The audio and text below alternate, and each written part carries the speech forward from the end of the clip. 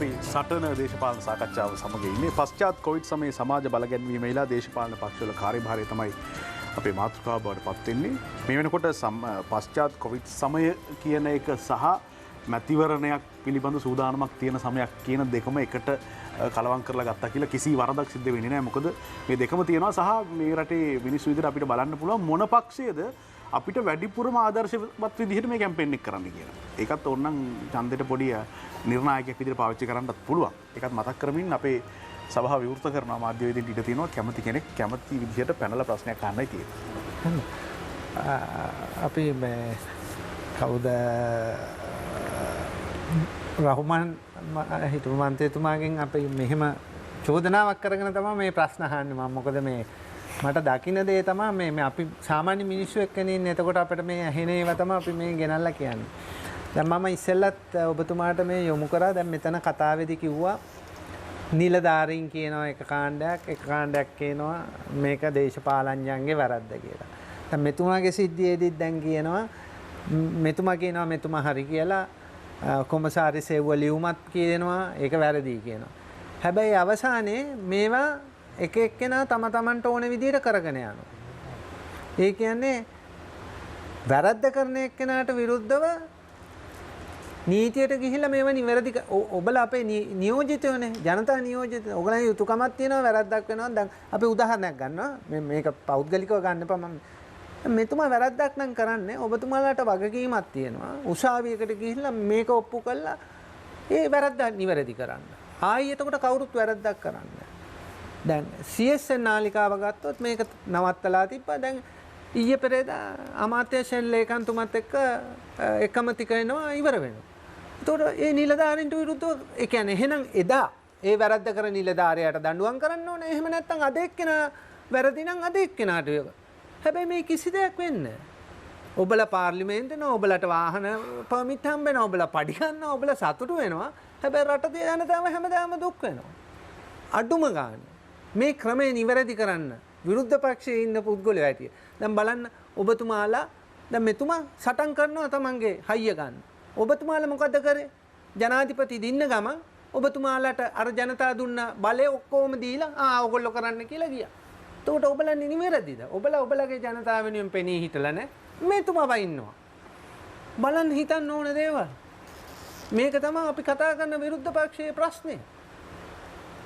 දැන් ඔබ මට කියන්න කරුණා කළා මේ රටේ මේ නිවැරදිභාවය ඇති කරන්න. මම මේ දෙන්නටම කියන්නේ දෙතුන් දෙනාටම මේක නිවැරදි කරන්න ඔබලා එන්නේ නැද්ද? මේ රට කොහෙටද ඔබතුමාලා ගෙනියන්නේ විරුද්ධ පක්ෂයේ ඉඳගෙන?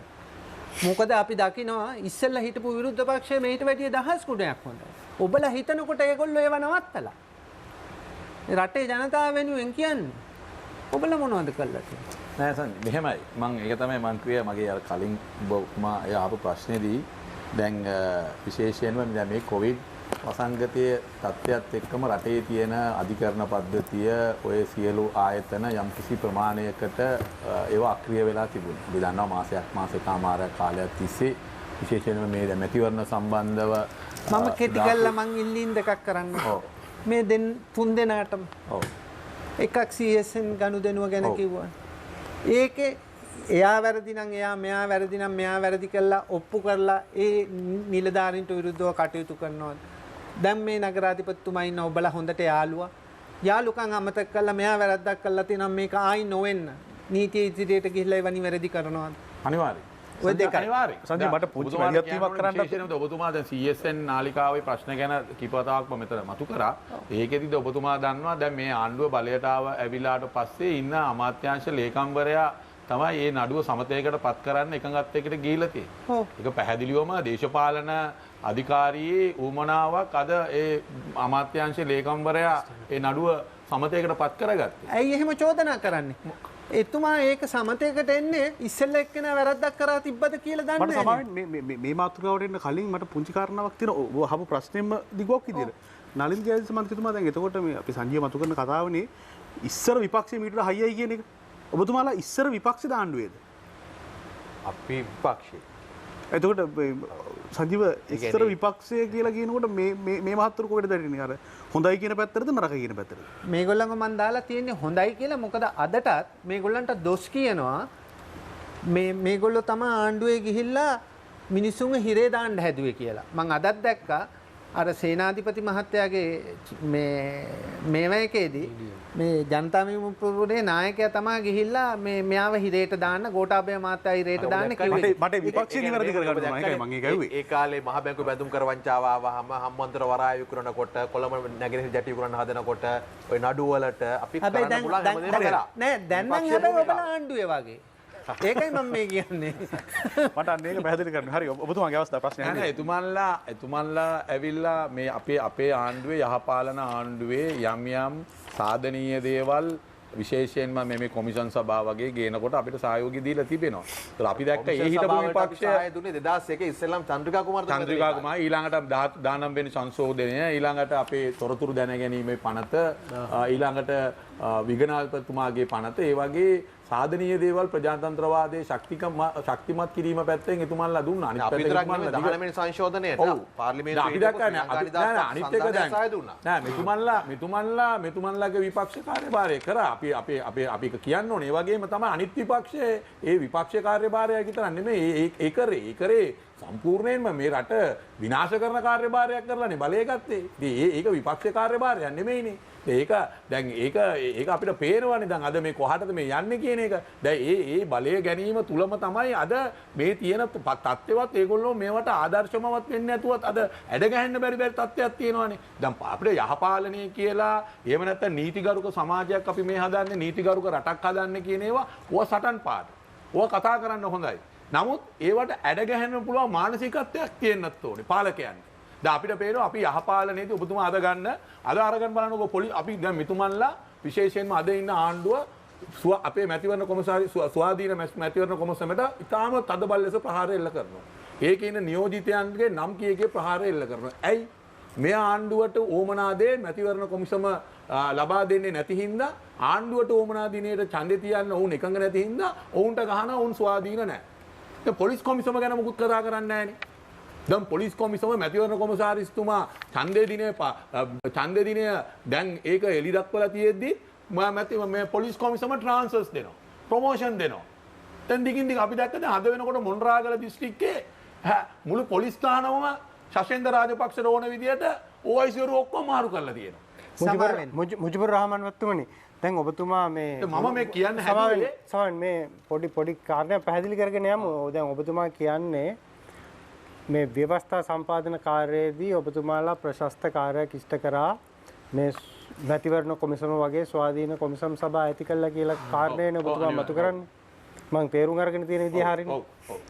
දැන් ලංකාවේ මැතිවරණ කොමිසමේ සමාජිකයෝ 3 දෙනයි. ලංකාවේ තියෙන මැතිවරණ කොමිසමේ ස්වාධීන මැතිවරණ කොමිසම කියලා ඇත්තටම ඒකේ නමේ නැහැ. ස්වාධීනව කටයුතු කරන්න පුළුවන් ආයතනයක් නේ කොට නැගුවේ.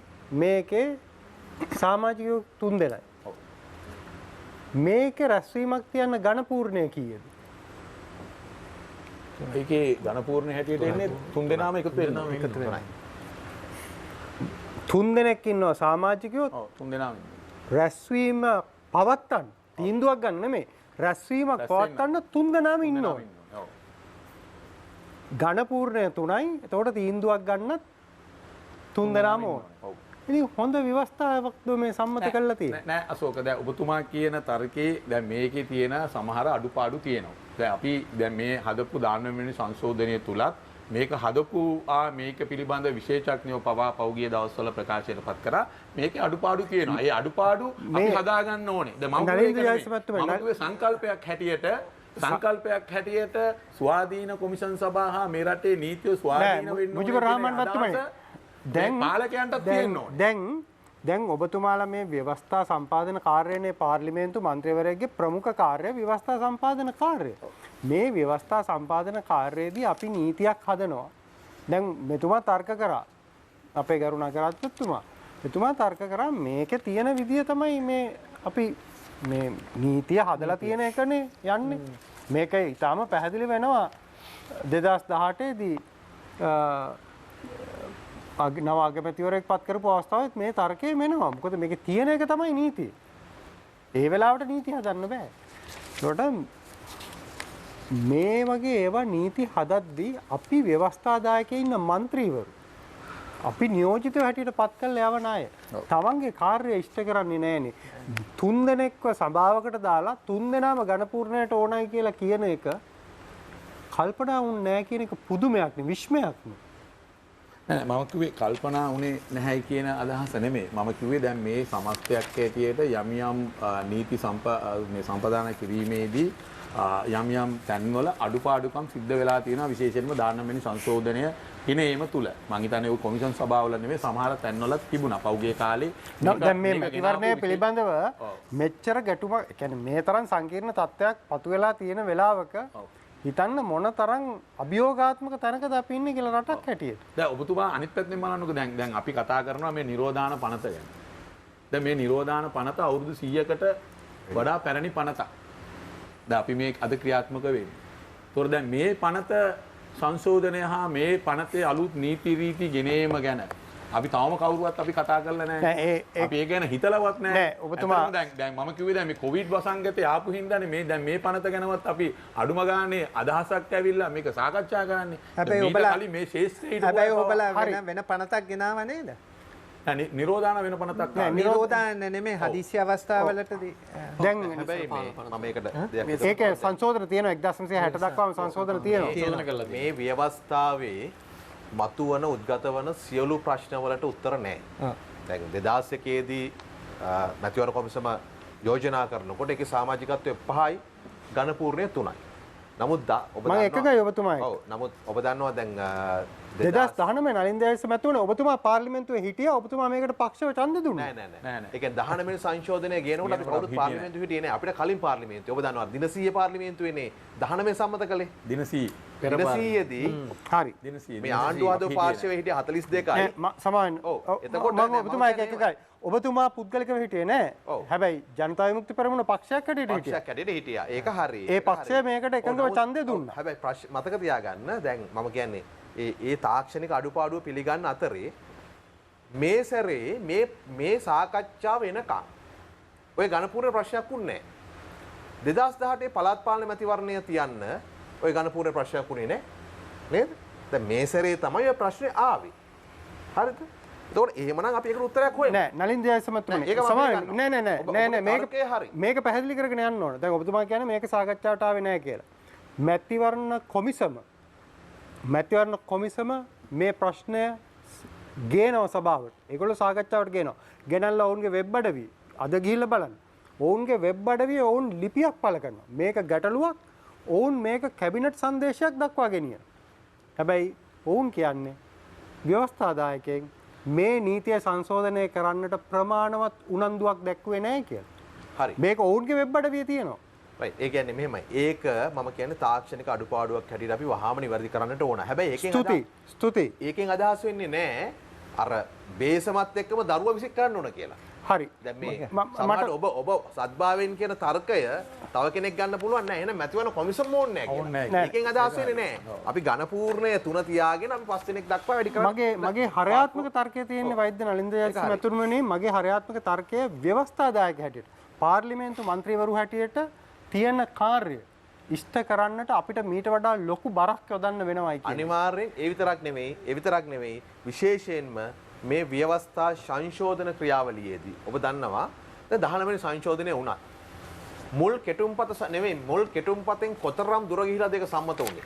මොනතරම් සංශෝධන ආවද? මේ කියන්නේ ඒ සංශෝධනය ගැන සාකච්ඡා කරන කාලයක් නැතුව තමයි සම්මත වෙන්නේ. මම ඔය තර්කය අහලා තියෙනවා. ඒ කියන්නේ 19 කරගන්න බැරි වුණා මොකද හදිස්සිය කරා කියන එක. අපි වෙන එකකට යමුකෝ. ඒ කාලේ අර කිව්වේ නායක ගෙනාවා ගැරඩියක් සම්මත කරගත්තා කිව්වේ ඒක නේද? හරියට හරි උදාහරණයක්. කප්පාදු කිරීම කරා 19 වෙනි සංශෝධනයේ. මම අදහස් කරන්නේ මම කියන හද මොකද නෑ දැන් අපි සමන් රත්නප්‍රිය හරි අවසන් කරන්නේ. ඒ කියන්නේ ව්‍යවස්ථා සම්පාදන ක්‍රියාවලියේදී නීති සම්පාදන ක්‍රියාවලියේදී අපේ පාර්ලිමේන්තුව ඒ කියන්නේ මේ මොහොතේදී තියෙන දේශපාලන පක්ෂවල අවශ්‍යතාවය අනුව හැසිරෙනවා මිසක් ඇත්තටම ඒ මහජන නියෝජිතයන්ගේ අදහස් පිළිබඳව විධිමත් සාකච්ඡාවක් කරලා ඒක ලියවිල්ල බවට පත් වෙන්නේ නැහැ. ඔයාලට පාඩු තියෙනවා. සමන් රත්නප්‍රිය මැතිතුමනි දැන් ඔබතුමා මේක පුද්ගලිකව ගන්න එපා. හැබැයි දැන් ආණ්ඩු ක්‍රම ව්‍යවස්ථාවේ අපි සරලව ජාතික ලයිස්තුව යයි කියන ලයිස්තුව. මේ ජාතික ලයිස්තුව කියලා ආණ්ඩුව ක්‍රම ව්‍යවස්ථාවේ කොහෙවත් නැහැ. මේක වෙන තාක්ෂණික නාමයකින් හඳුන්වන්නේ. හැබැයි මේකට ලයිස්තුවක් ඉදිරිපත් කරනවානේ සියලුම දේශපාලන පක්ෂ අපි ජනප්‍රිය විදිහට දන්නේ ජාතික ලයිස්තුව කියලා. ඒතකොට හැම පක්ෂයක්ම ඡන්දෙට ඉස්සෙල්ලා ලයිස්තුවක් ඉදිරිපත් කරනවා. තමන්ගේ පක්ෂයට ජාතික ලයිස්තු මන්ත්‍රී දුර හිමි වුණොත් ඒ ලයිස්තුවෙන් තමයි කට්ටිය යන්නේ. හැම පක්ෂයක්ම ලයිස්තුවක් ඉදිරිපත් කරනවා. ජනතා විමුක්ති පෙරමුණ ලයිස්තුවක් ඉදිරිපත් කරනවා. පොදු පෙරමුණ ලයිස්තුවක් ඉදිරිපත් කරනවා. එක්සත් ජාතික හැම පක්ෂෙම ඉදිරිපත් කරනවා. හැබැයි එක්සත් ජාතික පක්ෂයේ ලයිස්තුවේ එක්සත් ජාතික පක්ෂයේ ජාතික ලයිස්තු මන්ත්‍රීවරයෙක් සමන් රත්නප්‍රිය මැතිතුමා. හැබැයි ඔබතුමාගේ නම 2015 මහමැතිවරණයට තිබිච්ච ලයිස්තුවේ නැහැ.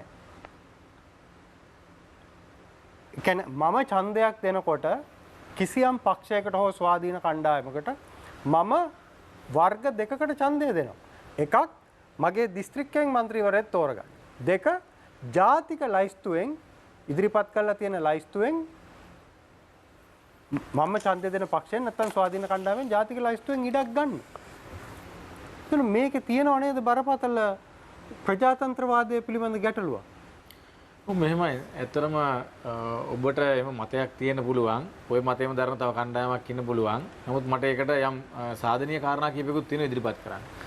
එකක් තමයි ජාතික ලයිස්තුව කියලා එකක් තියෙනවා. නීතිය වශයෙන් ගත්තොත් ඒ ජාතික ලයිස්තුවට පිටින්පත් කරන්න පුළුවන්. ඒක නෛතිකව අභියෝග කරන්නත් බෑ එක පැත්තකින්. ඊළඟට 2015 මැතිවරණේ තියෙනකොට 2015 තමයි ජාතික ලයිස්තුව ඉදිරිපත් වෙන්නේ. ඊළඟට නීතිඥ ජයම්පති වික්‍රමරත්න මහත්මයාගේ ඉල්ලාස්වීමත් එක්ක තමයි පුරප්පාඩු එන්නේ. එතකොට වසර 4මාරක් ගිහිල්ලා. ඒ වසර 4මාර තුල ඉදිරිපත් කරපු ජාතික ලයිස්තුවට වඩා එළියේ ඉන්න කෙනෙක් සුදුසු නැද්ද කියන කාරණේ පිළිබඳව අදහසක් එන්නේ නැති දේශපාලන පක්ෂයට. ඒකින්ද මේ පත්වීම වෙන්නේ නැති. අනිත් පැත්තේ අපේ පැත්තෙන් තියෙන කාරණාවක් නීතිඥ ජයම්පති වික්‍රමරත්න මහත්මයා පත් කරේ සිවිල් සමාජ නියෝජනයක් විදියට. ඒතර සිවිල් සමාජ නියෝජනය විදියට පත් කරපු පුද්ගලයා පොඩි එකතු කිරීමක් කරන්න. ආචාර්ය ජයම්පති වික්‍රමරත්න මැතිතුමාගේ නම එවක එක්සත් ජාතික පක්ෂය විසින් ඉදිරිපත් කරන ජාතික ලයිස්තුවට ඇතුළත්. එතුමාගේ නම ඇතුළත්. එතකොට ඒ නිසා එතුමා කොහොමපත් වුණා? ඒ කියන්නේ සිවිල් සමාජ නියෝජනය කරමින් වෙන්න ඇති ඒ ලයිස්තුවට ඇතුළත් උනේ. හැබැයි එතුමාගේ නම ලයිස්තුවේ තියෙනවා. ඔව් පැහැදිලිවම. ඒක තමයි මම කිව්වේ දැන්. එතකොට එතුමාගේ නම තිබුණා. එතකොට ඒවා එතුමා සිවිල් සමාජ නියෝජනයක් විදිහට තමයි නම් කරන්නේ. එතකොට එතුමා ඉවත් වීමත් එක්ක සිවිල් සමාජ නියෝජනය අහෝසි වෙනවා. කියන කාරණයත් එක්ක තමයි පක්ෂයක් විදිහට තීරණය කරන්නේ. ඊළඟට සිවිල් සමාජ නියෝජිතයෙකුට මේක දෙන්න ඕන කියන කාරණයත් එක්ක මේ නම ඉදිරිපත් වෙන්නේ. ඉතින් ඒකෙදී මේකට එකඟතාවයන් නොඑකඟතාවයන් බොහෝ දේවල් තියෙන්න පුළුවන්. ඒක එහෙම තියෙන්න පුළුවන් නේ මතයන් විදිහට. හැබැයි ඉතින් ඒකට සාධාරණ ඉෂ්ට වෙනවද නැද්ද කියන කාරණය තීරණය වෙන්නේ පත්වීමත් එක්ක කරන්නා වූ වගකීම් ඉෂ්ට කිරීම කියන කාරණයත් එක්ක. සමහර අය ඔබ දැකලා තියෙනවානේ ලිස්ට් එකේ තිබුණාට පත් වෙනවා. හැබැයි ඉතින් මේ පාර්ලිමේන්තුවේ එක දවසක්වත් කතා නොකරපු മന്ത്രിවරු ඉන්නවා. ලයිස්තුවෙන් පත් වෙලා තිනවා එක්ක ඡන්ද ඉල්ලලත් වෙන මුදල් වේදම් කරලා. ඊළඟට ඔය ව්‍යවස්ථාදායක ක්‍රියාදාමයට හෝ එහෙම නැත්නම් අනපනත් පිළිබඳ ක්‍රියාදාමයන් වලට හෝ සාකච්ඡාවල කිසි දෙයකට සම්බන්ධ නොවුණු අය ඉන්නවා. ඒක නිසා ඔය මේට වඩා ප්‍රශ්නේ සංකීර්ණයි. හැබැයි නියෝජිත ප්‍රජාතන්ත්‍රවාදය පිළිබඳ කාරණයට අපි හැරුණාම දැන් මම ඡන්දය ප්‍රකාශ කරන්නේ නියෝජිතයෙක්ව පත් කරගන්නනේ. එතකොට මට මම දැනුවත්ව සිටිය යුතුයි නේද මගේ නියෝජිතයෝ වෙන්නේ කවුද කියලා. ඒක නේද මේ දිස්ත්‍රික්කයට ලයිස්තුවකුත් ජාතික ලයිස්තුවකුත් වෙන වෙනම තියෙන්නේ. මොකද දැන් ලයිස්තුවේ තියෙන සියලු දෙනා දැන් දිස්ත්‍රික්ක ලයිස්තුවක් ගත්තොත් කොළඹ 22ක් ලයිස්තුවේ ඉන්නවා. හැබැයි පත් වෙන්නේ 19. අපි පැහැදිලිවම දන්නවා 19 දෙනා පත් වෙන්නේ මේ 22 දෙනා අතරින්. එතකොට දිස්සිය කෙනෙක් ඉල්ලාස් වුණොත් තබාව ප්‍රාප්ත වුණොත් ඉඩකඩ තියෙනවා. ජාතික ලයිස්තුවත් ඒ වගේ 29 දෙනෙක්ගේ නම් ගන්නවා. කිසිම පක්ෂයකට 29ක් හම්බ වෙන්නේ නැහැ. එතකොට ඒ අය අතරින් පත් කිරීමවත් අවම අවශ්‍යතාවයක් නෙවෙයි. ඔව් ඒක තමයි. ඒකේ යම් අඩුපාඩුවක් තියෙනවා ඔබ කියන තර්කත් එක්ක. ඒක හරි මම ඒක පිළිගන්නවා. නමුත් අර ඒකදී සිද්ධ වුණේ අර නියෝජනීය සිවිල් සමාජයෙන් වෙන්න ඕන කියන කාරණයක්. ඒ වගේම 2015 දී මේක ලයිස්තු ඉදිරිපත් කරන්නේ. අවුරුදු 4මාරක් ගියන් පස්සේ තමයි අවශ්‍යතාවය මතුවෙන්නේ. ඒ මොහොතේ කවුද සුදුසු කියන කාරණයක් එක්ක තමයි මේකදී සිද්ධ වෙන්නේ කියන එක තමයි මගේ අදහස. දැන් මේ සැරේ ගෝඨාභය රාජපක්ෂ මහත්මයා ඉදිරිපත් කරපු රට හදන සෞභාග්‍ය දැක්ම ප්‍රතිපත්ති ප්‍රකාශයේ තියෙනවා. මම කියවන්නේ 2 පිටුවෙන් ජනතාවට වග කියන ව්‍යවස්ථා ප්‍රතිසංස්කරණයක් කියන යෝජනාව තියෙනවා. ඒක කියන්නේ ආණ්ඩුක්‍රම ව්‍යවස්ථාවේ තියෙන ව්‍යාකූලත්වයන් පිටු දකිමින් ජනතා පරමාධිපත්‍ය බලය ප්‍රමුඛත්වයේ තබා ක්‍රියාත්මක කරන නව ව්‍යවස්ථා ප්‍රතිසංස්කරණයක් අපි නොපමාව ඉදිරිපත් කරමු. එතකොට ආණ්ඩුක්‍රම ව්‍යවස්ථා සංශෝධන වෙත යනවා කියන එකනේ කියන්නේ. අවශ්‍ය ගැටලු निराකරණය කරගනිමින්. නලින්ද ජයසිංහ මැතිතුමනි, ඔබතුමා එකගද ජාතික ලයිස්තුව ඉදිරිපත් කරලා තියෙනවා. ජාතික ලයිස්තුව මන්ත්‍රී දුර ඒ ලයිස්තුව තුලින් පමණක් පුරවන්නේ. ඔව් අපි එකඟයි. ඒ කියන්නේ දැනට පවතින නීතිය හැටියට අපි වැඩ කරගෙන යනවා. නමුත් ඒ නීතිය කවුරු වෙනස් කරනවා නම් ජාතික එහෙම යෝජනාවක් ගෙනවොත් ජාතික ලයිස්තුවේ නම් දාලා තියෙන අයගෙන් විතරක් පත් කරන්න කියලා. ජාතික ලයිස්තුවෙන් පමණක්මයි තෝරාපත් කරගන්න පුළුවන්. අදුතරමේ ඡන්දෙට ඉදිරිපත් කරපු අයවත් තෝරාපත් කරලා යවන්න බෑ කියලා අපි 100%ක් එකඟයි. ඔබතුමා කොහොමද මේ ගැන හිතන්නේ? ජාතික ලයිස්තුවට නම් දාලා තියෙන අයගෙන් පමණක් ජාතික ලයිස්තුව മന്ത്രി දුර පුරවන්න කියලා යෝජනාවක් ගෙනවොත් ඔබ එකඟද? ඒක එකඟයි. එහෙම නැති එක්කෙනෙක් පාර්ලිමේන්තුවට ඔහුව යෝජනා කරනවා නම් අන්න සදාචාරයේ දඬ බලපාන. ඔබතුමා කිව්වා වගේ මමත් ඡන්ද දෙන්නේ දෙවිදියකට. නාවෙන් නගර සභා ඡන්දෙත් තමයි කොට්ටාසෙට දෙන ගමන් පක්ෂයට ලැබෙන සම්පූර්ණ ඡන්ද ප්‍රමාණය අනුව පත් කළ මන්ත්‍රීවරුන් පත් වෙනවා. ස්තුතියි. මුජිබුර් රහමන් මතුවනේ, ඔබතුමා මෙහෙම ව්‍යවස්ථා සංශෝධන යෝජනාවක් ගෙනවොත් එක්සත් ජාතික සමගි ජන බලවේගය. ඔබතුමා කියන්නේ මේ ජාතික ලයිස්තුවක් ඔබතුමාලා ඉදිරිපත් කරලා තියෙනවා 2020 මහ මැතිවරණයට. ඒ අය විතරයි ඒ අය විතරයි ජාතික ලයිස්තුවට කියලා යෝජනාවක් ගෙනාවා. ඒ ගැන ප්‍රශ්නයක් නැහැ, ගැටලුවක් නැහැ. සමන් රත්නප්‍රිය මැතිතුමනි, එක්සත් ජාතික පක්ෂය මේ ගැන එක්සත් ජාතික පක්ෂය කොයි විදිහටද දකින්නේ? ඔව්, ඒක දැන් භාවිතාවේදී යම් වෙනස්කම් සිද්ධ වෙලා තියෙන නිසා ඒ පිළිබඳව පක්ෂයක් විතර සාකච්ඡා කරලා තීන්දුවක් ගන්න ඕන කියන එක තමයි මගේ අදහස. ස්තුතියි. හොඳයි. පොඩ්ඩක් ලං කළා මේ ප්‍රශ්නෙත් එක. දැන් මේ මම අහපු ප්‍රශ්නවලදී දැන් ඔබතුමාලා දැන් මේ ප්‍රශ්නෙත් එනවා මේකත් එක්ක. දැන් මේ දේවල් නිවැරදි කරන්න එපා. මම විශ්වාස කරනවා අපේ ඔබලා ජනතා නියෝජිතයෝ. දැන් මේවා නිවැරදි කරගත්තොත් ආයි වෙන්නේ නැහැ. උසාවියකට ගිහිල්ලා නඩු තීන්දුවක් ගත්තොත් ඒක උඩ තමයි ඊට පස්සේ වැඩ කරන්නේ. එහෙමනේ සාමාන්‍ය ක්‍රමේ. දැන් අපි ඉල්ලා සිටින්නේ දැන් ඔබතුමාලගේ අපි ඇවිල්ලා ප්‍රශ්න කියනවා. කියනකොට ඔබතුමාලා කියනවා ඔව් මෙහෙම කළා තිනවා, අර නිලධාරියා කළා තිනවා, මේ දේශපාලඥයන් බෑනේ මේක. දැන් ඔබලානේ මේ වෙනුවෙන් කටයුතු කරන්න ඕන. අපි ඉල්ලන්නේ ඒක. දැන් ඔබතුමා කියනවා නම් යම් කිසි විදියකින් මේ සෞඛ්‍ය මොකද්ද මේ දෙපාර්තමේන්තුව CSN එක මොකද්ද මේ ජනමාධ්‍ය අමාත්‍යාංශයේ ලේකම්තුමා මේක වැරද්දක් නම් කරලා තියෙනවා. මේක වෙනුවෙන් විරුද්ධ පක්ෂ එකතු වෙලා මේක වැරද්දක් කියලා උසාවියට ගිහිල්ලා ඒ නිලධාරියට දඬුවම් කරා. ආයෙ එන්න බැරි වෙන්නේ. එතකොට ආයෙ නිලධාරියෙක් වැරද්දක් කරන්නේ නැහැ. දේශපාලඥයෙක් වැරද්දක් කරනවා නම් යන්න උසාවියකට ගිහිල්ලා අපි වෙනුවෙන් මේක කරන්න. එතකොට ආයෙ දේශපාලඥයා කරන්නේ නැහැ. ඒක මහින්ද රාජපක්ෂ මහත්තයා කරනවා. ඒ රැකවරණය මහින්ද රාජපක්ෂ මහත්තයා දෙනවා. ඔබලා ඒ රැකවරණය දෙන්නේ නැහැ. මම උදාහරණයක් කිව්වොත් පීපී ජයසුන්දර මහත්තයා දඬුවම් කරලා කරන්න බෑ කියනවා. හැබැයි එතුමගේ ආණ්ඩුව ආවම ඒ ප්‍රශ්නේ විසඳනවා. ඔබලා තේරෙනවද මම මේ කියන දේ? නෑ දැන් ඔය CSN එකේ ප්‍රශ්නම ගත්තොත් ඔව්. ඒකට මේ අපි කාටවත් උසාවිය යන්න බෑ. ඒක තමයි ඒ සිද්ධිය මොකද්ද? ඒ මොහොතේදී පවතින ආණ්ඩුව විසින් පොලිසිය නීතිපති දෙපාර්තමේන්තුව හරහා යම් නඩු කටයුත්තක් ගොනු කරනවා. CSN එකේ අධ්‍යක්ෂ මණ්ඩලයේ දේශපාලනය කරපු කෙනෙක් හිටියාය. ඔවුන් මුදල් වාර්තා ලබා දුන්නේ නැතිය. තවත් ඔය රෙජිස්ට්‍රාර් මේ මොකද ලියාපදිංචි ප්‍රශ්න පිළිබඳව අලලා යම් නඩු කටයුත්තක් යනවනේ. ඒ නඩු කටයුත්ත ගියාට පස්සේ තමයි විදුලි සංදේශ නියාමන කොමිෂන් සභාව මැදිහත් වෙලා මේ ඒක කැන්සල් කරන්න ලයිසන් එක. හරිද? ඊළඟට දැන් මේකේ පාර්ශ්ව දෙකක් නේ එතකොට. එක පැත්තක් ඉන්නවා මේ රජයේ විසින් මැදිහත් වෙලා මේකේ නඩුවක් ගොනු කරලා තියෙනවා. අනිත් පැත්තෙන් ඉන්නවා මේකේ මේ වග උත්තරකාරයෝ. එතකොට දැන් වෙලා තියෙන වැඩේ තමයි මේ රජ්‍ය වෙනුවෙන් ඉදිරිපත් වෙන්න ඕන ජනමාධ්‍ය අමාත්‍යාංශ ලේකම්වරයා සහ මේ වග උත්තරකාරව පාර්ශ්ව අතර එකඟතාවයක් එනවා. හරිද? ඒකකතාවය වෙන්නේ කොහොමද? ඒකකතාවයට එහෙමනම් බලපාලා තිබෙන්නේ වෙන මොකක්වත් නෙවෙයි. ඒ කියන්නේ කලින් සංඛ්‍යාත නතර කරේ යම් හේතුවක් නිසා නම් ඒ දැන් හේතුව එක්ක අහෝසි වෙන්න ඕන නැත්නම් ඒ හේතුව තිබියදීම ඔහු යම් බලපෑමකට වෙලා මුදල් මේ අමාත්‍යාංශ ලේකම්වරයා මේක සමතයකටපත් වෙන්න ඕන. ඒකනේ මේ වෙලා තියෙන්නේ. මේක ඇත්තම ගත්තොත් සම්පූර්ණ දේශපාලන ක්‍රියාවලියක්. හැබැයි ඔබ එහෙම චෝදනා කරන්නේ. නෑ ඒක දේශපාලන ක්‍රියාවලිය. ඒක ප්‍රශ්න තියෙන්නේ මෙහෙමයි. නෑ මේක ප්‍රශ්න තියෙන මම කියන්නේ මෙවැනි කටයුත්තක් මෙවැනි නීති විරෝධී කටයුත්තක් පිළිබඳව මේ ඉක්මනට නඩු අහලා වැඩි ඉවර කරන්න තියෙනවා. මහජන සුබසාධක නඩු කර එහෙම නැත්නම් පබ්ලික් ඉන්ටරෙස්ට් ලිටිගේෂන් දැන් එහෙම තියෙනවානේ. ඉතින් එතකොට අය අර උසාවියෙන් බෑ වගේ කතාවක් කිව්වේ මට තේරෙන්නේ නැහැ. නෑ මම අහන්නේ දැන් මේ පාර්ශ්ව දෙක අතරට මේ කාටද මේ මහජන සංඛ්‍යාත පිළිබඳ ප්‍රශ්නයක් නේ.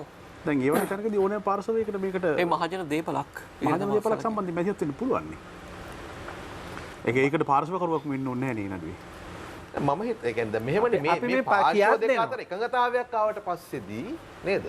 දැන් මේක මේ නඩු කටයුත්තක් ඉස්සරහට යනවා නෙමෙයි. නෑ මේකට බලෙන් මැදිහත් වෙන්න කියනවා නෙමෙයි. මම නෑ මේක වෙන්නේ කියලා මම ගන්න කියන කාරණාව කියන්නේ. අඳුරගන්න අපි කියන්නේ විපක්ෂය හැටියට ඔයාලා මේව අඳුරගන්න. ඉඩක් තියෙන මැදිහත් වෙන්න බෑ කියලා තත්ත්වයක් නෑ කියන එකයි මම මේක මොකද සංඛ්‍යාත කියන්නේ මහජන දේපලක්නේ.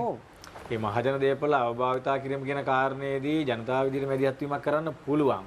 හැබැයි පැහැදිලිවම නලින්ද කියපු විදිහට මේක දේශපාලන මැදිහත් වීමක් උඩ මේ ජනමාධ්‍ය අමාත්‍යාංශයේ ලේකම්වරයා කියන්නේ මට පිටාව සමා වෙන්නේ ඒ ඔබ කතාව කියව මෙතුමත් කිව්ව හින්දා. ඔව්. දැන් ඔබතුමාලා කියනවා ජනමාධ්‍ය අන්දලේ දේශපාලන බලයක් හින්දා කියලා. ওই චෝදනාවම නම් ඉස්සල්ලා දාපු නඩුවටත් කියන්න පුළුවන්. ඔබට තේරෙනවද මං කියන දේ? එතකොට එදා නඩුවට දානකොට ඒ දේශපාලන බලය දාලා තමයි ඒ නඩුව දාන්නේ. දැන් ඔබලා කියනවා මේ බලය. නෑ නඩුව දාන්න අපිට දන්නේ නැහැ නේ නඩුව දාන්න දැම්මද නැද්ද කියන එක නෙවෙයි. නඩු කටයුත්තට අදාළ විමර්ශනය දිගටම කරගෙන ආවා. කරගෙන ගිහලා පැහැදිලි ප්‍රතිඵලක් පෙන්නුවා. අධිකරණයට බාර දෙනවා. වැරදි සිද්ධ වුණා කියලා පෙන්නුවා. හරිද? අධිකරණ බාර දෙනවා තීන්දුවක් දෙන්න. දැන් හැබැයි වෙලා තියෙන මොකද්ද? අධිකරණ තීන්දුවක් දෙන්න කලින් පාර්ශව දෙක උසාවියෙන් පිටතදී අත්‍තරම ගත්තොත් එහෙම සමතයකටපත් වෙනවා. සමතයකටපත් වෙන උසාවියට කියනවා අපි දැන් දෙකොල්ල සෙටල් වුණා කියලා. එතකොට මොකද්ද නඩු කටයුත්ත? නඩු කටයුත්තක් නැහැ.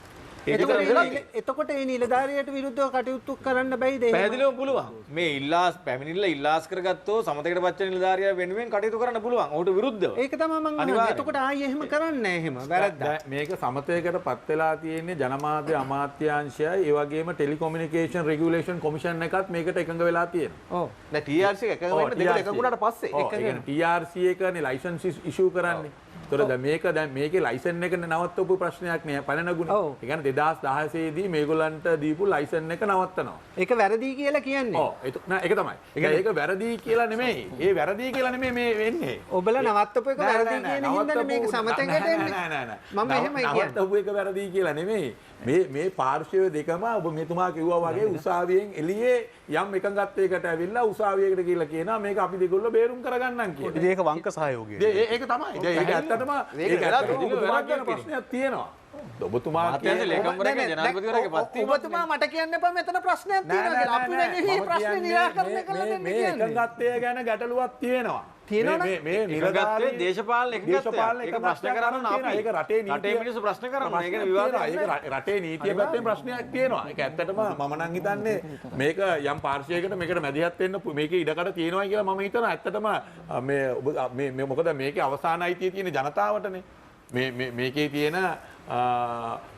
මේකේ තියෙන විකාශන වල තියෙන අයිතිය අවසාන වශයෙන් අයිති වෙන්නේ මහජනතාවට.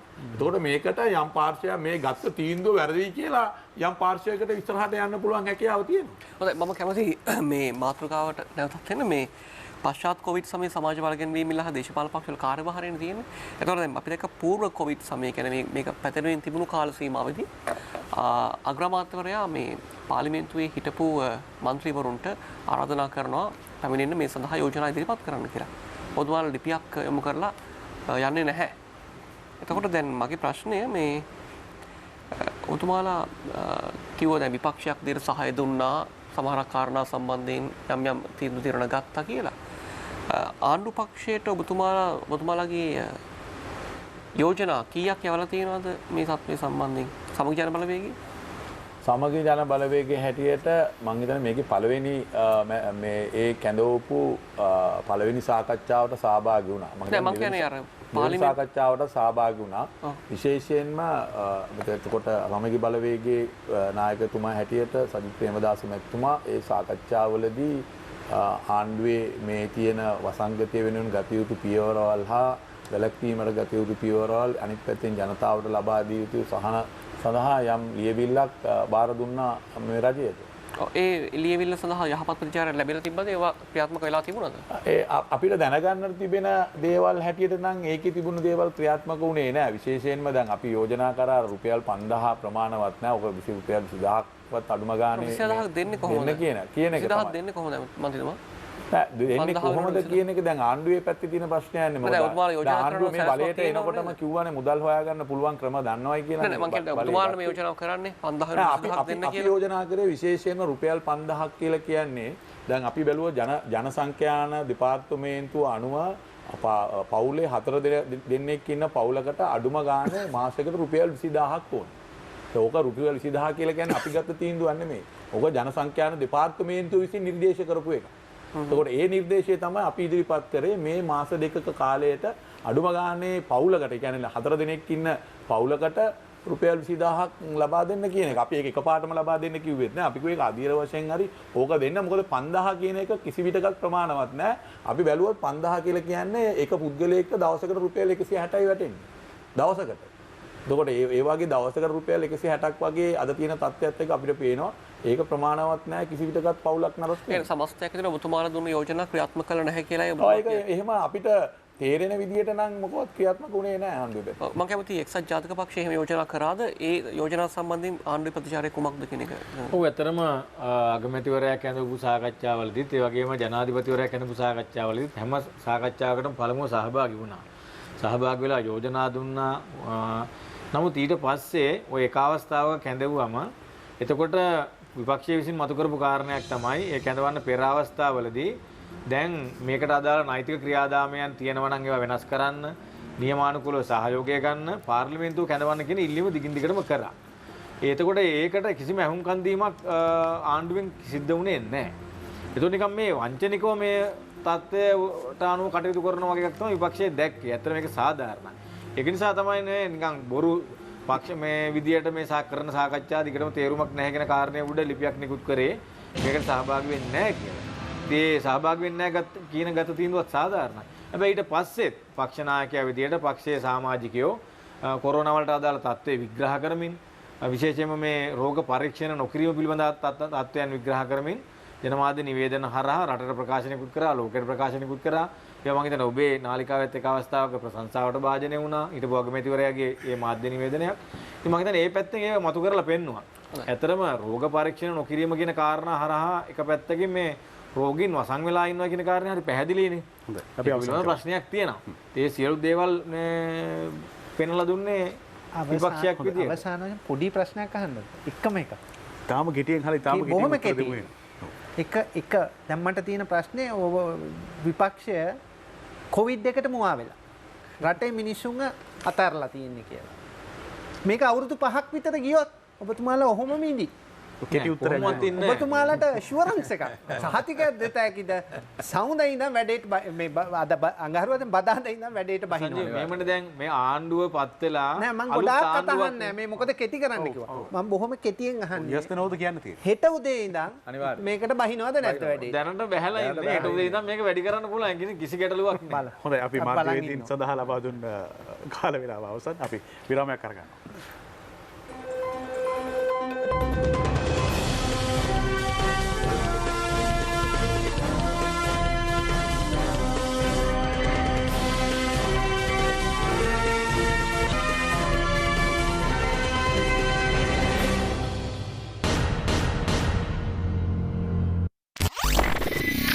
විසි දෙකේ පරම්පරාවෙන් සිරස හදන්න. මිනිස් අතක ස්පර්ශයකුදු අවශ්‍ය නොවන දියුණු තාක්ෂණය නිසා පිරිසිදු බව සහ නැවුම් බව එලෙසින්ම සුරකී. පිරිපුන් කිරිසාරයෙන් පිරි අමතක නොවන රසයක්. අඹේවල යෝගට්.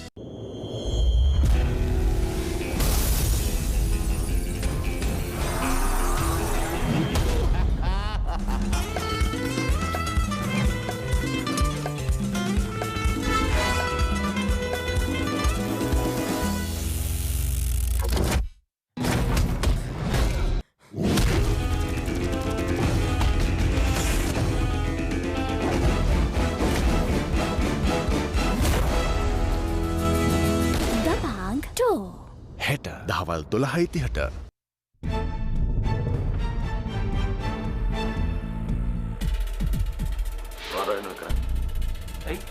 මැරිච් එක්කෙනෙක්ගේ ෆොටෝ එකට මල් මලක් දාන එක වැරදිද? අපි මන් මැරිලා.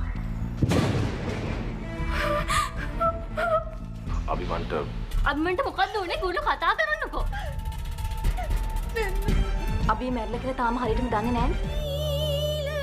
නීල පබලු හෙට රාත්‍රී 9ට.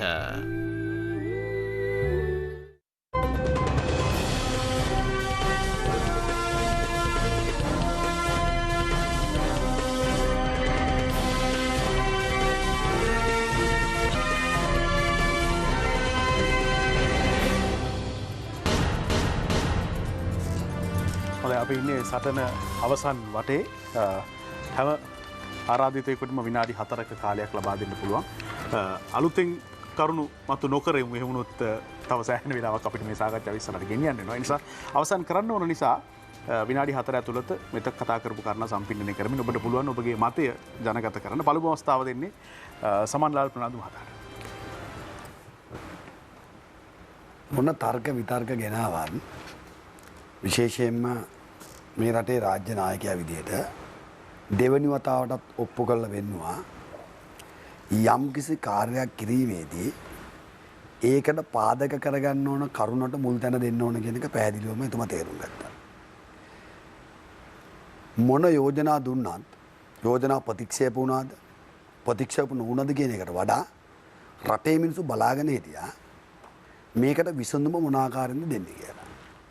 මේ විසඳුම දෙන වෙලාවේ හැමතිස්සෙම දැක්ක දේ තමයි සෞඛ්‍ය වෛද්‍ය අධ්‍යක්ෂකතුමාත් වෛද්‍යවරුනොත් ඒ දියුම් නිර්ණායකයන් ඔස්සේ ගිහිල්ලා මේකට උත්තර සැපෙනවා.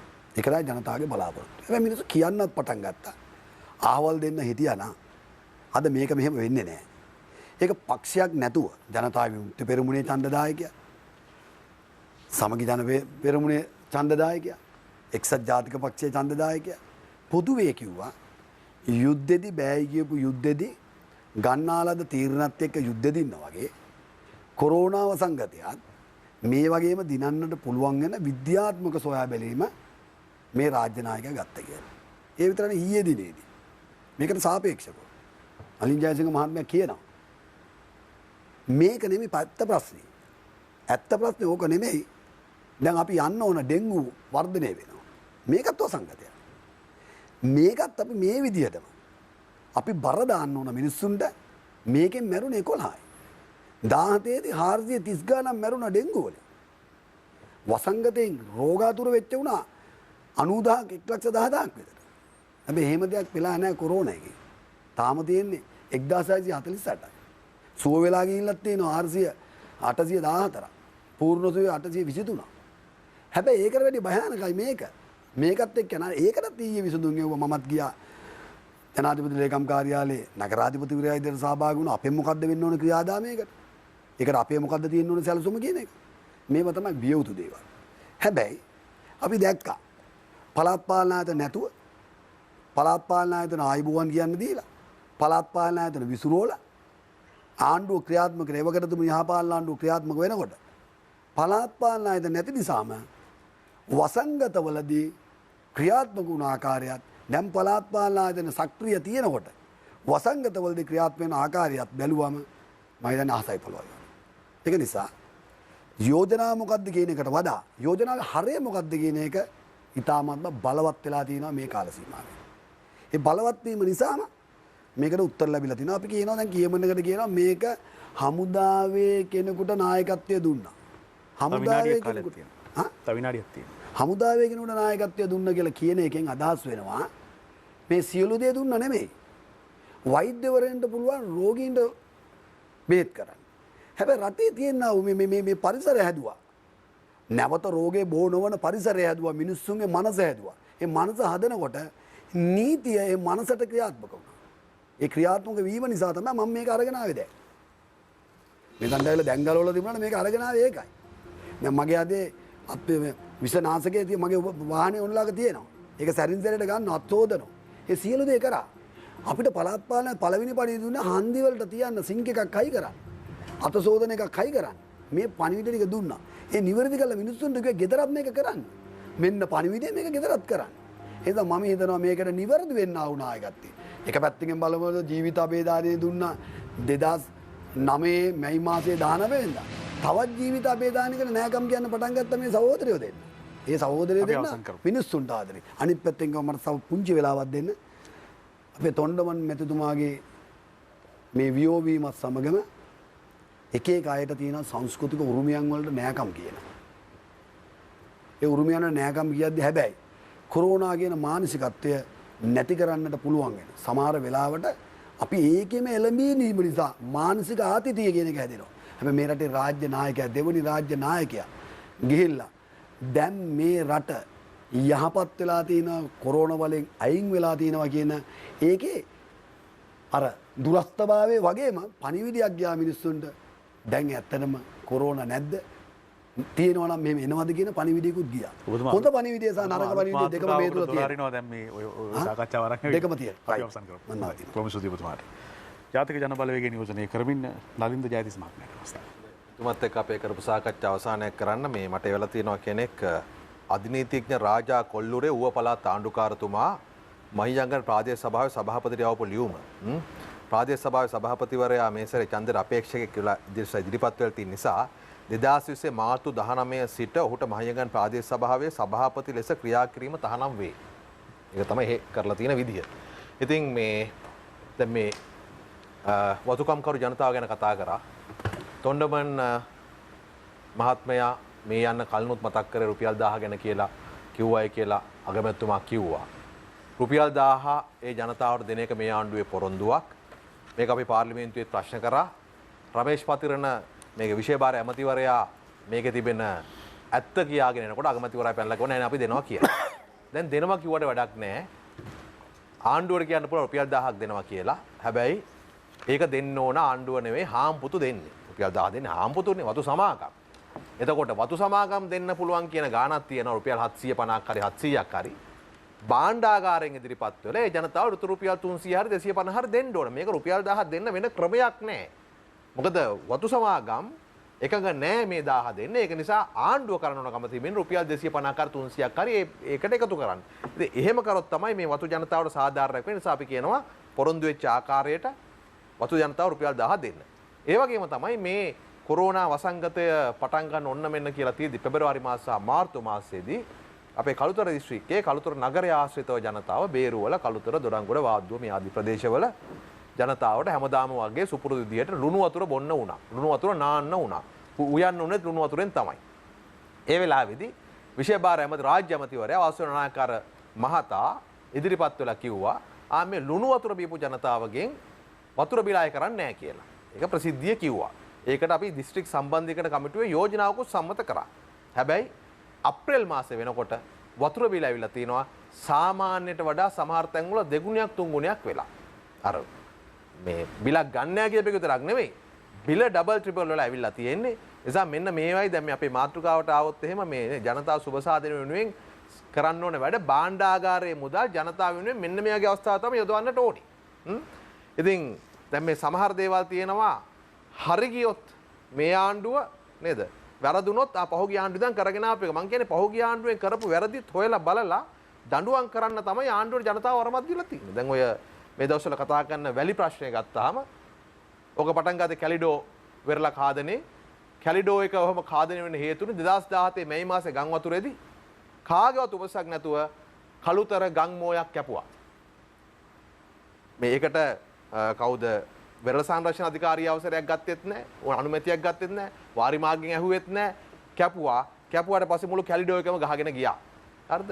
ඒකට තමයි මේ වැලි පුරවන්න සිද්ධ වෙලා තියෙන්නේ. එතකොට පටන් ගන්න ඕනේ එතනින්. දැන් මේ වැලි ගිහිල්ලා රුපියල් මිලියන 890ක් මේ රට පාඩුවක් වෙනකොට පටන් ගන්නටත් බලන්න ඕන කවුද මේ තීන්දුව ගත්තේ කියලා. මොකද මේවෙන් ගැලවෙන්න බැරි. දැන් මම කියන්නේ මේ පහුගිය ආණ්ඩුව කරපු තැන ඉඳලා මේ ඉස්සරහට යන්න ඕන කම තියෙනවා මේ කොහෙන්ද හොයාගෙන.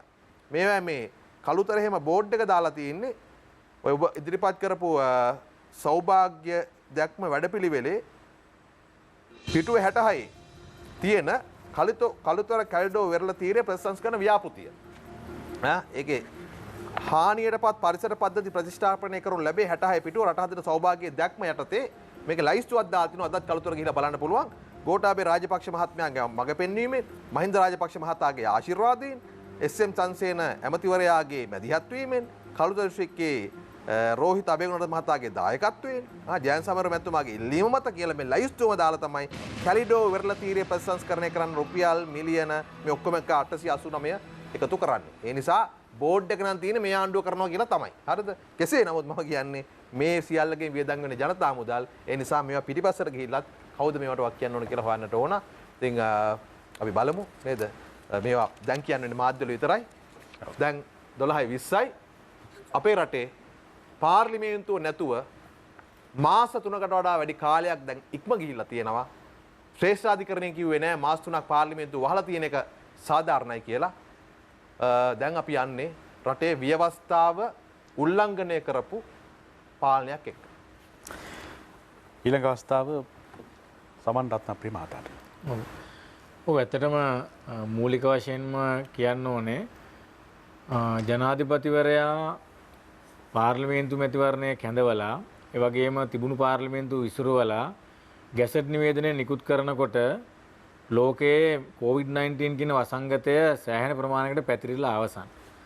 ලෝක සෞඛ්‍ය සංවිධානය ඒ පිළිබඳව අනතුරු ඇඟවීම කරලා අවසන්. එහෙම වෙලා තියෙද්දී මැතිවරණයක් ප්‍රකාශනපත් කිරීම සහ පාර්ලිමේන්තු විසිරුවා හැරීම කියන එක ජනාධිපතිවරයා කරපු වැරද්දක්. ඒක නිසා තමයි අද මේ අධිකරණ ක්‍රියාදාම දේශපාලන අර්බුදයක් වගේ තැනකට රටපත් වෙලා තියෙන්නේ. මොකද අගෝස්තු 17 වෙනකම් මේ පාර්ලිමේන්තුව යන්න තිබුණා. යන්න තිබුණ එක හදිසි බලයට තියෙන කෑදරකම උඩ පක්ෂයක් විදියට ඒ තීන්දුව ගත්තා. ඒක වැරදි තීන්දුවක්.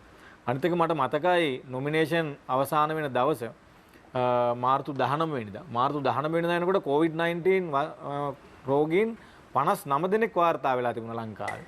එතකොට ඒ ගැසට් එක රීකෝල් කරන්න අවලම් කිරීමේ හැකියාවක් ජනාධිපතිවරයාට තිබුණා. නමුත් ඔහු COVID-19 ගැන තිබුණු සාකච්ඡාවේදී ආසියානු රාජ්‍ය නායකයන් එක්ක කිව්වේ නෑ අපි මතිවරණය තියෙනවා කියලා අප්‍රේල් මාසෙදී. ඒක නිසා මේ ඔහුගේ මේ කාර්යයට අදාළ විෂන් එක එහෙම නැත්නම් මතවාදය ගත්තොත් එහෙම COVID-19 වල ගැන තිබුණ මේ தත්ත්වය නෙමෙයි ඔහු ඒ වෙලාවේ ප්‍රකාශ කරේ මැතිවරණ ගැන තමයි ඔහුගේ අවධානය තිබුණේ. අනිත් පැත්තෙන් ආණ්ඩුවක් විදියට මේකෙදි වාසියක් ගන්නවා මේ පරීක්ෂණ නොකිරීම කියන කාරණයත් එක්ක. දැන් අපේ රටක් විදියට පරීක්ෂණ ක්‍රියාදාමය ඉතාම දුර්වල තැනක තියෙන්නේ. දැන් රටක් විදියට ගත්තම අද දවස වෙනකොට ලංකාව කරලා තියෙන රෝග පරීක්ෂණ 66421යි. අපිට ආසන්න ජනගහනයක් තියෙන රටවල් කීපයක් ගත්තොත් මේ ඊශ්‍රායලය වගේ එකක් කරලා තියෙන 582445ක්. තායිලන්තයේ වගේ එකක් ගත්තොත් 420529ක්. සිංගප්පූර 334691ක්. නේපාලය වගේ රටක් ගත්තත් ලක්ෂ 2ක් කරලා තියෙනවා. ඒතර පරීක්ෂණ නොකිරීම කියන එකත් එක්ක රෝගීන් මේ සැඟවීම කියන කාරණයත් ඒත් එක්කම සිද්ධ වෙනවා. ඒක. අනිත් පැත්තෙන් COVID-19 වසංගතයට අදාළව සෞඛ්‍ය කාර්ය මණ්ඩලයට හෝ හමුදාවට පොලිසියට හෝ පහසුකම් සැපයීමෙන් කියන කාරණේදී ආණ්ඩුව ඉතාම දුර්වලයි. සෞඛ්‍ය කාර්ය මණ්ඩලයට අදාළ මාස්ක් එකක් දෙන්න, ගොගල්ස් එකක් දෙන්න, එහෙම නැත්නම් අර PPE කිට් එකක් දෙන්න, ආරක්ෂිත ඇඳුමක් දෙන්න, බූට් එකක් දෙන්න ආණ්ඩුව සමත් වුණේ නැහැ.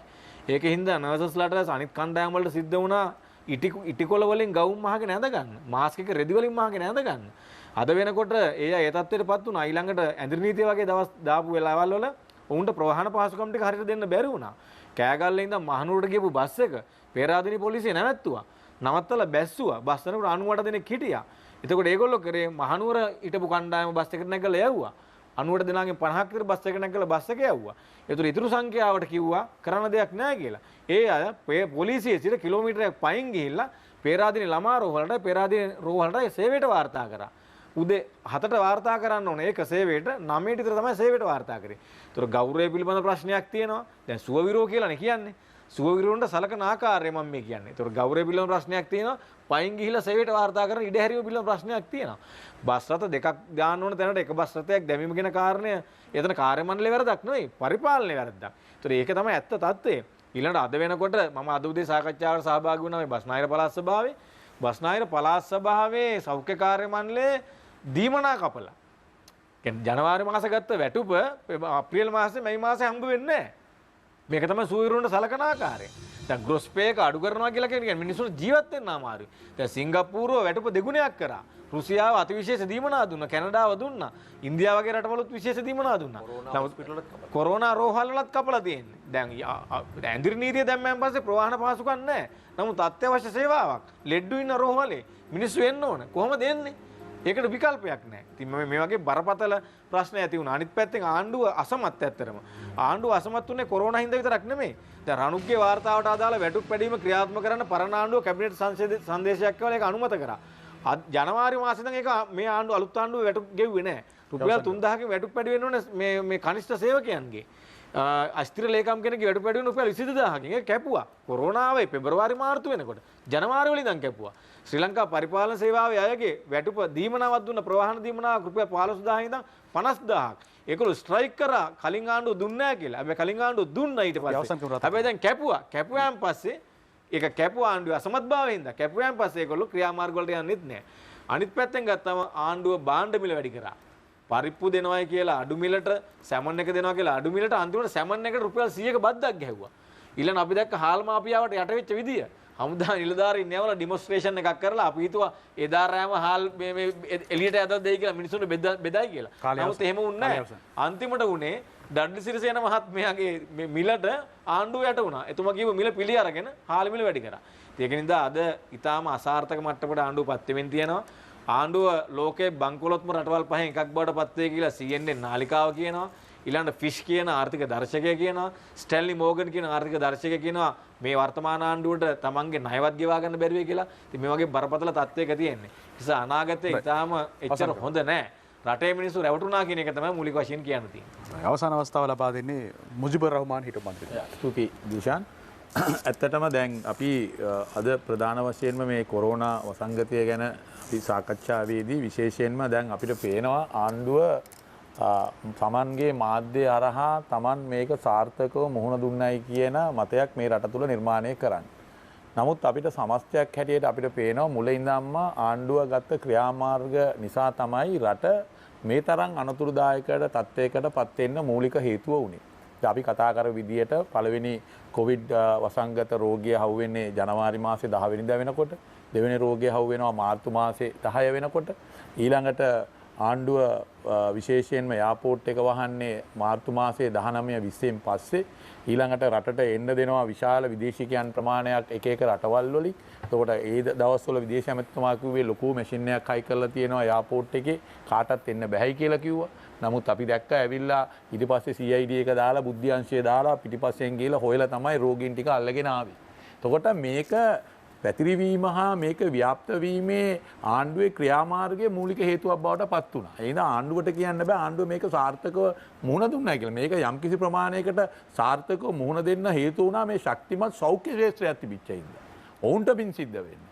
මොකද ඔවුන් නිර්භයව මේකට මුහුණ දෙන්න අඩුපාඩුත් එක්ක ආණ්ඩුව ඇත්තටම කියනවා නම් මෙතුමා කිව්වා වගේ ඔවුන්ට අවශ්‍ය මූලික පහසුකම් පවා ලබා නොදී තියෙද්දිත් ඔවුන් මේ රටේ ජනතාව වෙනුවෙන් බය නැතුව ගිහිල්ලා මේකට මුහුණ දුන්නා. ඒකේ ගෞරවය සෞඛ්‍ය ශාස්ත්‍රයටයි හමුදාවටයි ලැබෙන්න ඕනේ. අපි දැක්ක දැන් හමුදාවට අවශ්‍ය පහසුකම් නොදී යවලා අන්තිමට මොකද උනේ? අද හමුදාවේ මුළු බැරකම කොවිඩ් වසංගතේ බෝ වුණා. සම්පූර්ණ ඒක වගේම ආණ්ඩුව බාර ගන්න ඕනේ. කිසිම ඔවුන්ට ඒ ගැන අධ්‍යයනයක් නැතුව, ඒ ගැන යම්කිසි ආකාරයේ දැනුමක් ලබා දෙන්නේ නැතුව, ඒකට මුහුණ දෙන්න පුළුවන් ආකාරයේ අවශ්‍ය PPE කිට් එක දෙන්නේ නැතුව මේ නාවික හමුදාවේ අය යවුවේ මේ ඒ රෝගයේ ඉන්න අය අල්ලන්න හරියට මේ ත්‍ස්තවාදීව අල්ලන්න යනවා වගේ මේ ගියේ. ත්‍ස්තවාදී අල්ලන්න යනවා වගේ කියලා මේ සාමාන්‍ය මේ වසංගත රෝගීන් අල්ලන්න බෑනේ. එතකොට අද අපිට පේනවා නේවි සම්පූර්ණම නාවික මේ කඳවුරේ හිට සියලු දෙනාම මේ වසංගත රෝගයේ ගොදුරන් බවට අද උන්පත් වෙලා තියෙනවා. අද ඒකේ සම්පූර්ණ වගකීම ආණ්ඩුව බාර ගන්න ඕනේ. ඉතින් කොහොමද කියන්නේ මේක සාර්ථකව කරයි කියලා? ඊළඟට අපි දැක්කා විශේෂයෙන්ම පිටරටවල වෙලා ඉන උදවිය. අද ඔවුන්ට කිව්වා මේ බෝම්බ ගෙනල්ලා දැම්මයි කියලා අද වුණා. අපි දැක්කා පෞගේ ඡන්ද කාලේ ඔවුන්ව පිළිගත්ත විදිය. ඔවුන් එයාපෝට් එකට ගිහිලා මල් මාලා දාලා පිළිගත්තේ Tamanට ඡන්දෙ ටික ගන්න. ඊට පස්සේ මේ කොවිඩ් හැදිලා ලංකාවට එනකොට කියනවා මේ බෝම්බ එනවයි කියලා. දැන් අපි දැක්ක සීෂල් වල ඉඳන් ගෙන්නවා. නමුත් සීෂල් වල 300ක් ශ්‍රී ලාංකිකයන් ඉන්නවා ලංකාවට එන්න බැරුව. ඕන් දැන් මාස ගණනක් තිස්සේ මේ ආණ්ඩුවට පණිවිඩය වුණා අපිව ලංකාවට ගෙන්න ගන්න කියලා. නමුත් ඒ සීෂල් වල ඉන්න ශ්‍රී ලාංකිකයන්ව ගෙන්න ගන්න බෑ. මේ ආණ්ඩුවට පුළුවන් වෙලා ඉන්න ඒ සීෂල් ජාතිකයන්ව ගෙන්න ගන්න පුළුවන් වෛද්‍ය සංචාරක කියලා ඔවුන්ව ගෙන්න ගන්න. නමුත් ශ්‍රී ලාංකිකයන් 300ක් වගේ ප්‍රමාණයක් තව මේ රටේ හිර වෙලා ඉන්නවා. ඒතකොට අපිට පේනවා ආණ්ඩුවේ කළමනාකාරීත්වය හා ආකල්ප පිළිබඳ ප්‍රශ්නයක් තිබෙනවා. විශේෂයෙන්ම අද අපි ආර්ථිකය ගත්තොත් අපිට පේනවා ආර්ථිකය ඊටාම අමාරු තැනක තිබෙනවා. ඒක තමයි විශේෂයෙන්ම දැන් මොවුන් අපිට කිව්වා ඉඳගෙන මොවුන්ට පුළුවන්කම තියෙනවා කියලා ඕන විදියකට මුදල් හොයාගන්න. අපි දැක්කා හිටපු කලින් විපක්ෂයේ ඉන්නකොට අගමැතිතුමා කිව්වේ මුදල් ක්‍රමය අපි දන්නවයි කියලා කිව්වා. ඒතොර අද අපිට පේනවා ආණ්ඩුව බලයට ආපු ගමන්ම තිබුණු වැට් එක 108කට ගෙනල්ලා ආණ්ඩුවේ ආදායම රුපියල් බිලියන 500ක 600ක වගේ ප්‍රමාණයක් නැති කරගත්තා. ඒ නැති කිරීම තුළම රටේ ජනතාවට තිබුණු සුබ සාධන, ඒ ලබා දෙන්න තිබුණු සහන, ඒ සියලු දේවල් ආණ්ඩුව කප්පාදු කළා. පඩි වැඩි කිරීම, ඒ සියලු දේවල් ආණ්ඩුව ජනවාරි මාසයේ නැවැත්තුවා. ඒ නැවැත්තුවයි තිබුණු ආදායම ආණ්ඩුව නැති කරගත්තා. ඒතර අද කියනවා මේ කොරෝනා හින්දා නෙමෙයි ආර්ථිකය හිර කරගත්තේ. කොරෝනා එන්න කලින්ම ආර්ථිකය හිර කරගත්තා ආණ්ඩුවට ලැබිච්ච ආදායම නවත්තගෙන. අද වෙනකොට බලන්න සම්පූර්ණයෙන්ම ආනයනය නවත්තලා තියෙනවා. දේ ආනයනය සම්පූර්ණයෙන් නවත්තලා තියෙනවා. දැන් අපි දන්නවා වාහන ගේන්න බෑ මාස 6කට. වාහන විතරක් නෙමෙයි වාහන අමතර කොටස් ගේන්නත් බෑ. දැන් අපි දන්නවා වාහන ගේන්න බෑ කියන එක හරි. නමුත් වාහන වලට ගේන අමතර කොටසුත් තහනම් කරලා. ප්ලාස්ටික් වලින් හදන සෙල්ලම් බඩු ළමයින්ට සෙල්ලම් කරන සෙල්ලම් බඩු ගේන්නත් බෑ. ඒ හැම එකක්ම තහනම් කරලා තියෙන්නේ. ඒතකොට මොකද්ද මේ? ඒතකොට අපි දන්නා අපේ රටේ විශේෂයෙන්ම ආනයනය කරන තීරුබදු ප්‍රධාන ආදායම් මාර්ගය. ඒකට ඒ ආදායම් මාර්ගය එක පැත්තකින් යන හිටලා තියෙනවා. අනිත් පැත්තෙන් මේ ආනයනය කරන මේ ඉන්න කර්මාන්ත ශාලා ඊළඟට ආනයනය මත දුවන විශාල රක්ෂා කරන හා විශාල පැලැන්තියක් ඉන්නවා ඒකට ජීවත් වෙන. අද ඔවුන් සියලු දෙනාගේම රස්සාවල් අහිමි වෙන තත්ත්වයකට පත් වෙලා තියෙනවා. ඉතින් ඒකෙන් පේන්නේ ආණ්ඩුව මේ මාස 6 තුල ගත්ත වැරදි තීන්දුව වැරදි කළමනාකාරීත්වයේ අපිට කිව්වා අපිට ආණ්ඩුව කියලා දුන්නේ සෞභාග්‍ය මාවත යනවායි කියලා තමයි කිව්වේ. නමුත් මේ මාස 6 තුල අපිට සෞභාග්‍ය මාවත තුල අපිට හිමිලා තියෙන්නේ රැවටීම, බිය, බඩගින්න හා වේදනාව පමණයි කියන එක තමයි අපිට කියන්න තියෙන්නේ. හොඳයි. බොහොම ස්තුතියි. පශ්චාත් කොවිඩ් සමයේ සමාජ බල ගැන්වීමේලා දේශපාලන පක්ෂවල කාර්යභාරය. මේක තමයි අද අපේ මාතෘකාව වුණේ. මේ මාතෘකාව ගැන කතා කරන්න අපි ආරාධනා කරා ශ්‍රී ලංකා පොදු ජන පෙරමුණ නියෝජනය කරමින් මොරටුව නගර සභාවේ මහනගර සභාවේ නගරාධිපති සමන්ලාල් ප්‍රනාන්දු මහතාට අපි ආරාධනාව බාරගත්තට බොහොම ස්තුතියි ඔබතුමන්ට. ඒත් එක්කම අපි ආරාධනා කළා ජාතික ජනබලවේගය නියෝජනය කරමින් හිටපු පාර්ලිමේන්තු මන්ත්‍රී වෛද්‍ය නරින්ද ජයතිස්ස මහතාට ස්තුතියි ඔබතුමාට. අපි ආරාධනාව බාරගත්ත එක්සත් ජාතික පක්ෂ නියෝජනය කරමින් හිටපු පාර්ලිමේන්තු මන්ත්‍රී සමන් රත්නප්‍රිය මහතාට ස්තුතියි ඔබතුමන්ට. ඒ වගේම අපි ආරාධනාව බාරගත්ත සමග ජන බලවේගය නියෝජනය කරමින් හිටපු පාර්ලිමේන්තු මන්ත්‍රී මුජිබුර් රහ්මාන් මහතාටත් අපේ ස්තුතිය. ඒ වගේම සාකච්ඡාවේ මහ ජනතාව නියෝජනය කරමින් ප්‍රශ්න කරපු සංජීව කසුන් ඔබට ස්තුතියි. ඒ වගේම තීරකවරයාගේ භූමිකාවට පණ දුන්න අශෝක ඩැස් මහත්මයාට ස්තුතියි. අද අපිට සටන ඕනනම් මෙහෙම ඉවර කරන්න පුළුවන් අශෝක. දැන් සටන ඉවරයි කියලා ඉවර කරන්නත් පුළුවන්. ඕනනම් අද අධිකරණ තීන්දුවත් එක්කම දැන් තමයි සටන පටන් ගන්න කියන්නත් පුළුවන්. ඉස්සරහට හොඳ දේවල් බලා ගන්න පුළුවන්. සුබ රාත්‍රියක්.